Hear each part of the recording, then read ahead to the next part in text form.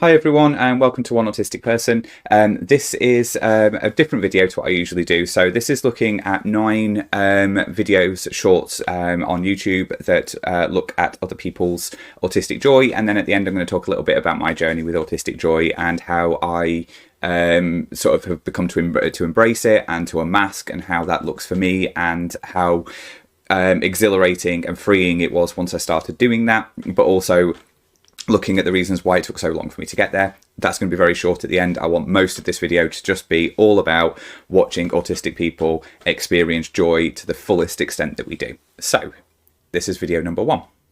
As an autistic person, I get to experience joy in its purest form. And I often show this through stimming. However, due to the way that society often treats autistic people in stimming, we often don't feel comfortable enough to do it in public. But why should we be made to feel that our raw physical emotions are anything to be ashamed of? I absolutely love that not only do I feel extreme joy, but you also can see my extreme joy. So take this as a sign to show that joy to the world, as you aren't the problem, society is. So, yeah. As you can see, this person is showing you lots of different versions of her joy and how she experiences it, and the body movements that she has and the smiles and the happiness that she feels is very externalized. And I think that's somebody who truly is embracing that. And I think she makes a very good point of the fact that we're not the problem, society is. And that's not saying neurotypical people are, because I believe neurotypical people will probably want to enjoy their experience of joy much more. They just feel they can't, but they seem to be okay with that, and sort of okay with the fact that that's for them, that works, and they would prefer not to do it, and this would actually make them feel worse. For me, now I'm starting to find my autistic joy, this is definitely something that I can relate to hugely, and understanding the fact that a lot of how we experience joy, or how we're perceived to experience joy, is dictated to us by society. And this is her showing the fact that we really shouldn't, and nobody should. Everybody should just, as long as they're not hurting anybody, as long as you're not hurting anybody else, how you experience it and how you show your joy should be joyful to other people, or at the very least you shouldn't be bothered by it, or it shouldn't even be part of your day. So let's have a look at the second one.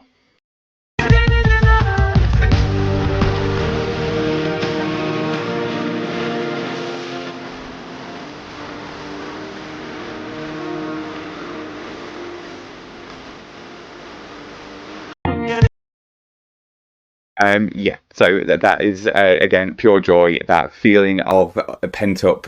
So I've kind of come to the conclusion that because of the fact, for me personally, because of the fact that I'm never really sure what I'm feeling, the feeling's the same whether I'm anxious about something or I'm happy about something, due to probably alexithymia and other interoception issues, that I cannot identify necessarily what it is. But if I let go of it for whatever that is, so if I'm having a meltdown, I feel horrible after it, but I also feel better because that's the energy leaving me, and that's a really negative way of releasing energy.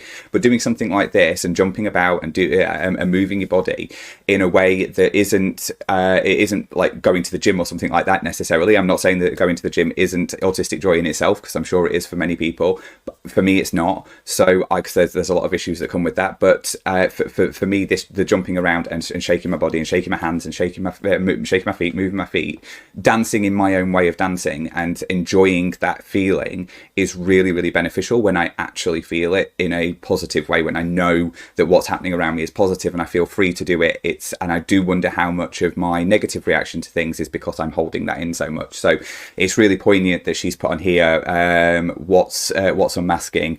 This is unmasking. This is pure unmasked autistic joy, unlocking a new skill in your special interest. And I agree, you know, from my perspective, as I've started to be able to allow my body to do what it needs to do in that time period, and me not be so worried about perception of things, which I'll get into later on at the end of the video about how I sort of started to understand autistic joy, that really resonates and sits with me quite a lot, that unmasking side of it, and realizing that nobody else should really be bothered by that. She's in her garden jumping about, but if somebody else saw her, they'd think and maybe say something negative, and why should that bother us? That's what we should be doing. We should be, if that's what we want to do it. The same for anybody. It doesn't matter whether you're autistic or not. Just do what makes you feel happy, as long as you're not hurting other people. So let's have a look at the third video. So the third video, I think, is kind of explaining. Okay, let's talk about autistic joy for a second, because I actually need to be productive today, and autistic joy has taken over my life and made me unproductive. It's like this incredibly powerful force that's like all encompassing, but it's like derailing, because then you just get caught up in it, and like my life, I'm not accomplishing anything because I'm just stuck. Let me tell you what's happening. For whatever reason, I've been sleeping on Brandi Carlile. I don't know. I knew her name, but I didn't listen to her music until she was up for Album of the Year. I can't stop. That's all my life is right now, is just listening to Brandi Carlile. Like, I literally will just sit at my desk and turn on Brandi. Like, the album has been on back to back to back for like a week, with like a minor exception for some Harry Styles in there. But like, I can't stop listening to Brandi Carlile. It makes me so happy. And it really is like, I get so engrossed in it that I can't do anything else, and it's a problem, but I love it. Okay. I absolutely love Mum on the Spectrum. She was one of the first people that I came across with when I was going through my self-identification process, and she put a lot of things into perspective for me, which is interesting.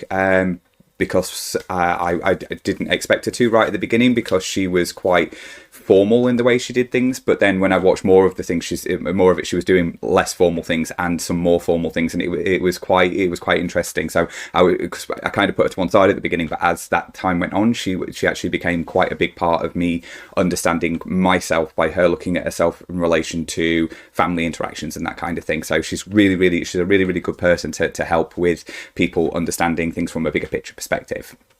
The fact of getting that autistic joy of when you find something new that you really like, and that you are so in it for that time period of when you want to know absolutely everything about it, listen to the same music over and over and over again. It's very rare that I find new music that I really like. When I do, I'm so in it to the point of where I over listen to it, maybe sometimes to the point of it not being able to listen to it afterwards, but it is back to back to back.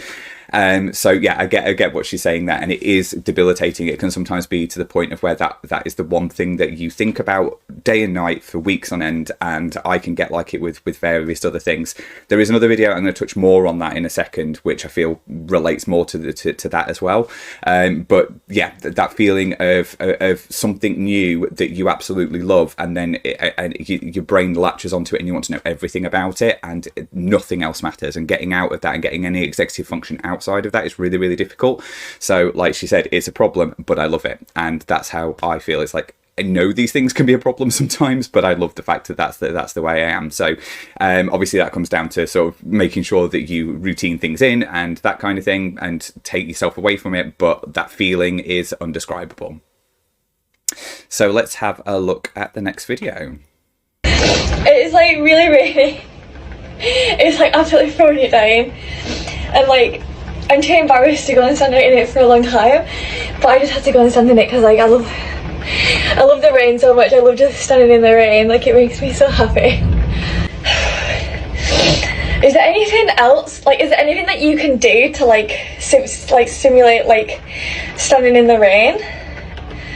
Like is there any places that do something like that, or like, do you know what I mean? Yeah, so I love standing in the rain, but I hate the feeling of a shower. So that's been something that's always confused me. But it's very different because you've got a whole sensory experience in the rain. And I know what she's saying. How do you simulate that? Because my automatic response was the shower, and then even though I know the showers are problematic for me, so it's because of the pressure and the temperature and everything. Whereas it's being outside and being in that sort of feeling of the smells and the feeling of the rain touching you, the noise, everything is very different. And I can see what she means about that simulation. And I wonder how easy it would be to do that, because it would be great as a sensory experience to go and do something like that.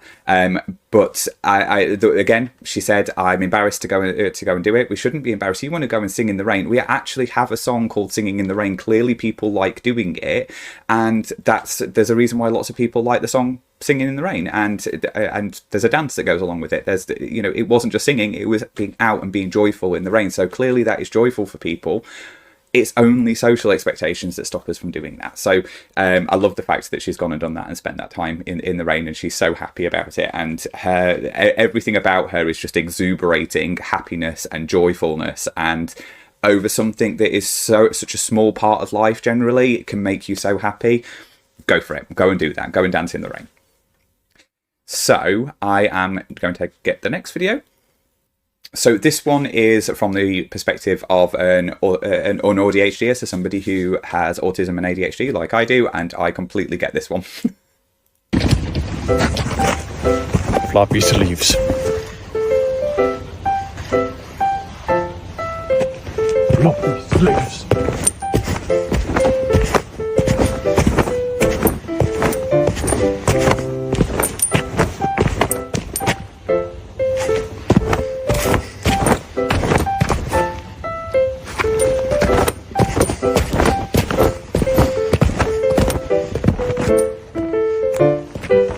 Okay, let's keep it.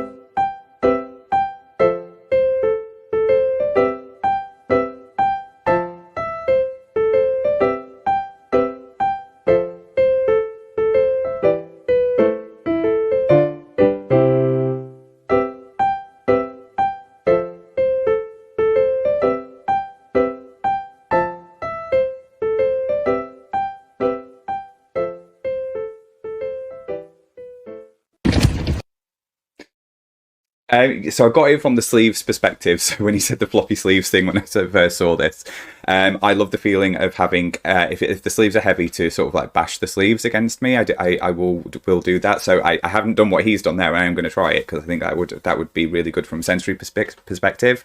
But he's clearly enjoying nature and being in nature, but also enjoying his own personal experience of it. And I love the fact that it says, point of view, take your autistic ADHD friend hiking, and there's a whole lot of joyful stimming going on, and it's the fact that this person who's also filming him is enjoying that as well, and that's fantastic. Why do we need to walk in a straight line going, oh, these trees are nice, which you can do anyway, you can say all of those things, but if you want to stop and you want to jump around, then do it. And again, I don't think that this is something that is abnormal to a person who is neurotypical. I just think doing it is problematic for people who are neurotypical, because they'd be like, why are you doing that silly thing, where actually it's just people want to do it but don't do it. And when you have autism or you have ADHD, sometimes you have to do it, and not doing it can be detrimental to you. And I think that's the difference between enjoying these kind of things, but also on the flip side of it, not doing them can be detrimental to you and can actually make you feel like you've not enjoyed an experience that everybody else has. Just doing that could make the difference between him enjoying it, and it shouldn't annoy or upset anybody else for doing it. So the next one. So this one is looking at autistic joy from the perspective of a special interest you have, something that you watch or somebody you follow. Like with this is Taylor Swift for Purple Ella. I love Purple Ella as well. She's very, very honest and very open about everything, which I think is fantastic. And she's also an ADHDer as well, so I think I relate quite a lot there. So yeah, this is about her fandom, the fact that she is a fan of Taylor Swift, which is quite common, I believe, within autistic circles. I'm not personally a massive fan of her, but I sort of relate this to some of the fandoms that I'm attached to and what are some of the things she's saying.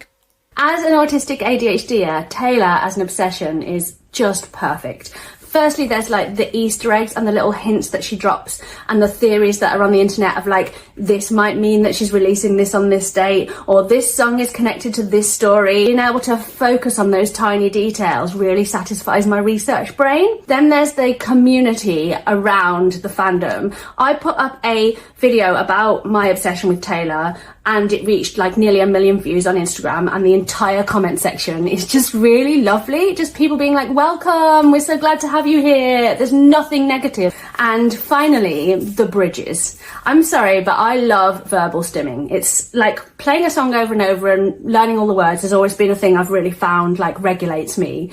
And the way that she writes bridges, when you're doing like, remember when you hit the brakes too soon, 20 stitches in a hospital room. I mean, how regulated is my brain if I do that a few times?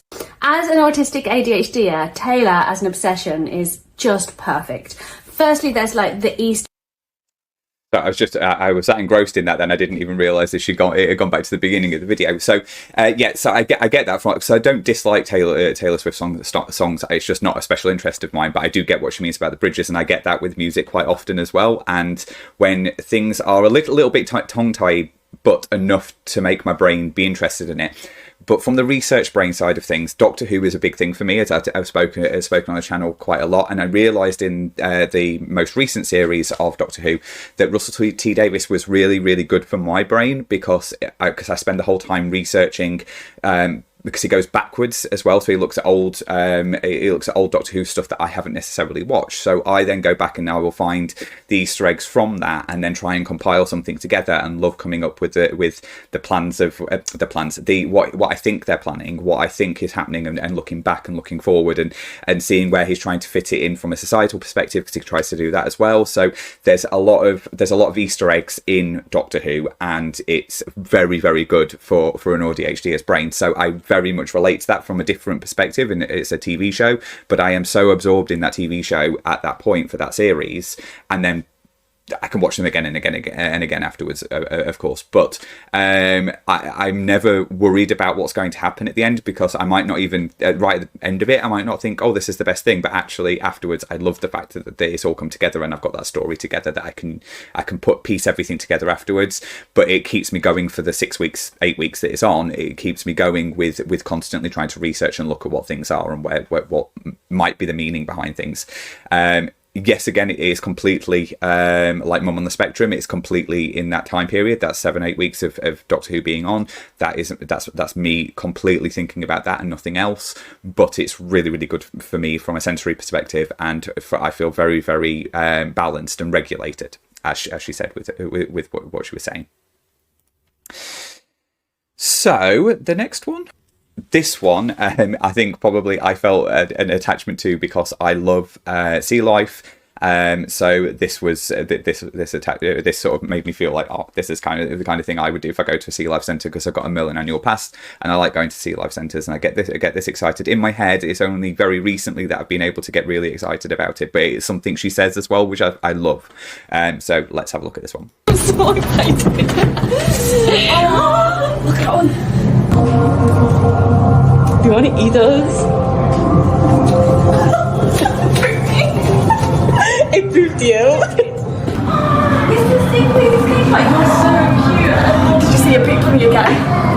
I'm so So obviously they're being really excited and jumping up and down and feeling that joy, absolutely feeling every aspect of that joy, and vocalizing it and moving to it is absolutely, to me, fantastic, and what I hope I'm able to do now. I haven't been to a sea life centre. I will hopefully be going this year, since I've sort of become to the point of being okay with externalizing my autistic joy. So with relation to what she said, she said they want to eat us. That's the sort of thought process of understanding that thing that you're looking at and being really, really intriguing to you. And I'm guessing that it was something coming towards her, and it looked like it was there were sharks in there. So yeah, it just loved that video. It was so joyous and happy. So let's have a look at the next one.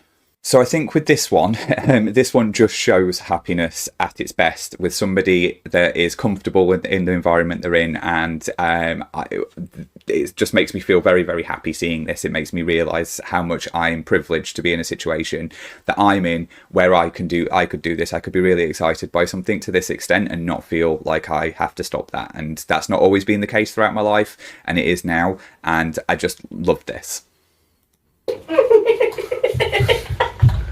Are you gonna jump? You can't fly. What the fuck's going on? Where is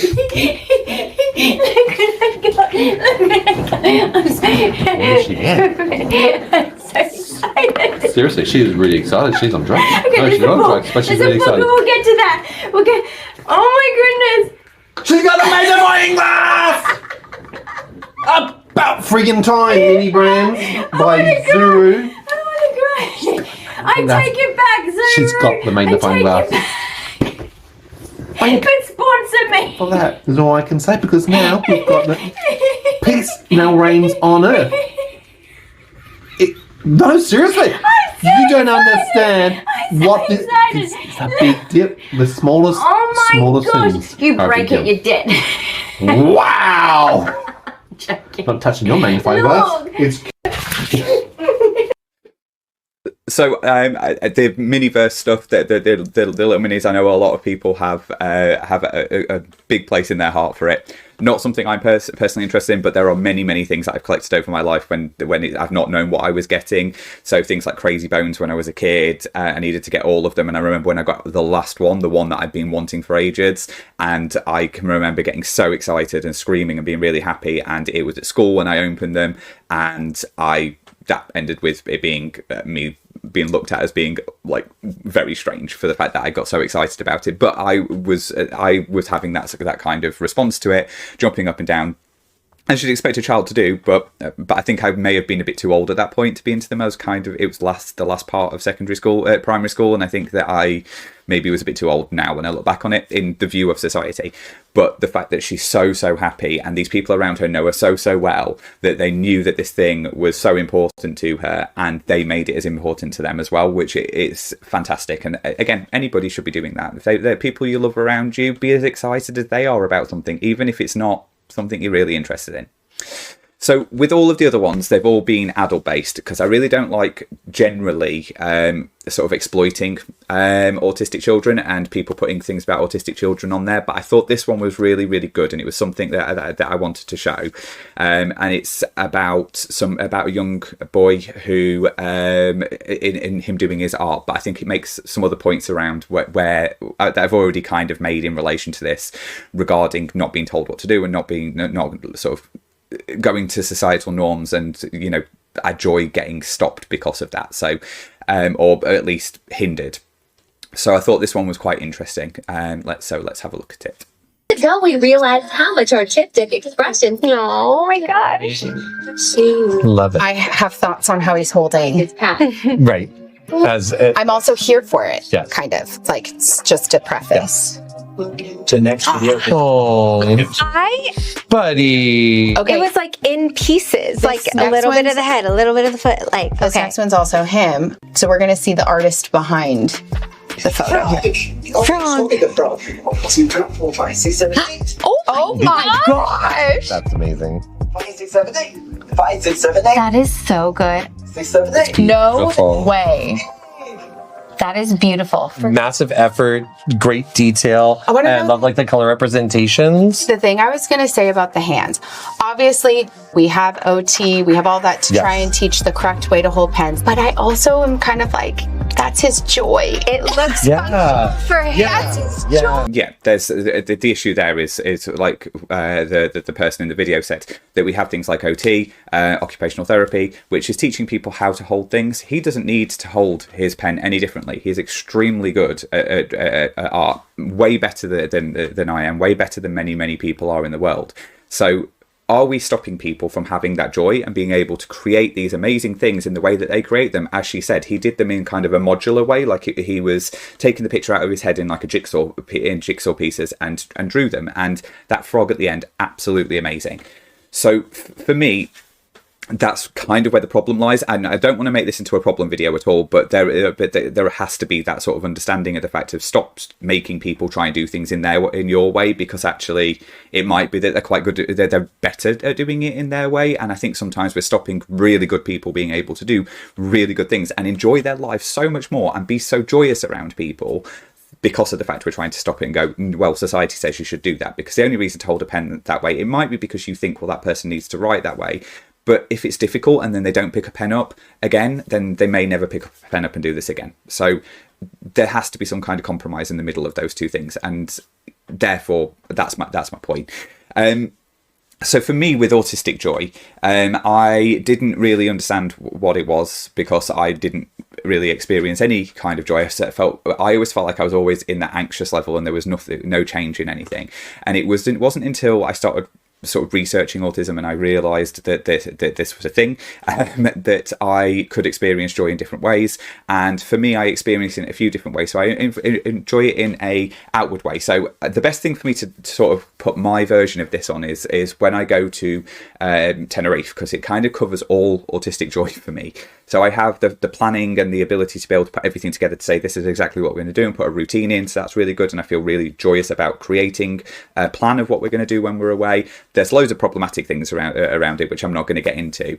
But last time I went to 𝐸𝐵𝐵 Park, which is a water park. So that kind of goes into the theme park side of things and my enjoyment around doing that. So I get that externalized joy and running around and wanting to go and really enjoy myself and really be outwardly jumping about and getting excited and fidgety. And then I also like to go up on the mountain 𝐿𝐻𝐸𝐵𝐵, and at night the Milky Way is absolutely fantastic, and I love to lay there and just watch the stars and watch and just imagine everything. There's a telescope thing that we look in and everything like that when I go there. But then I also go on other trips that are in the sea, and you can then see whales and dolphins, and I then have a different kind of static joy where I am static, where I'm watching things, but I didn't know this, and I rock while I'm watching, and I will just disappear into it. I know that I've disappeared, and nothing else exists to me. I'm hyper focused on looking for that sea life, and then when I see it, I start rocking and getting in and really enjoying it. And I really understood that when I went there, and but there, like I say, there are problematic things around crowds and airports and having to go on excursions unless I pay a huge amount of money with lots of people. But I can break through that, and it's the same when I go through to theme parks. If I can find that joy in something, I can kind of break through to an extent and be able to deal with the general issues around being in those situations. I need to pull myself away when I'm ready to pull away, otherwise I will melt down. But the joy is so ecstatic and so electric inside me. And the last time I went to Thorpe Park, I was jumping about. I was actually doing what I wanted, what my body was saying to do, which was to flap my hands and jump and move around. And nobody really seemed that bothered by it. There was a few comments about it, but most people didn't feel bothered because everyone's there and they're excited, and most people actually don't really mind. And I kind of realised then that's my insecurity, that people feel that because I've had so much negativity in the past because of it. And I think because I don't really care whether people say things now, or I do, but I just go, well, I can't do anything about that. But experiencing joy and allowing myself to experience it in the way that I feel that I should experience it has been life-changing. And I really, on Valentine's Day, would hope that if this video gets out to people, just experience joy in however that is for you. If it makes you happy and it doesn't hurt other people, that is the best Valentine's gift you can give to yourself. Because I'm not a fan of Valentine's Day in general, but I do because I find it mass marketing and capitalism and all of the things that I see as problematic. But if I could give myself one thing, it's for the rest of my life that I at least once a day find autistic joy in everything. So thank you very much. I hope you've enjoyed this video. It's been a bit different for me, and I've not been used to doing these reaction videos, so I don't know how this is going to go or how it's going to feel after I've done it. But I'd love to hear your comments on it and see what you think. Okay, thank you very much. If you could like, comment, subscribe, that would be fantastic as well. But don't worry too much about it. Thank you. Bye.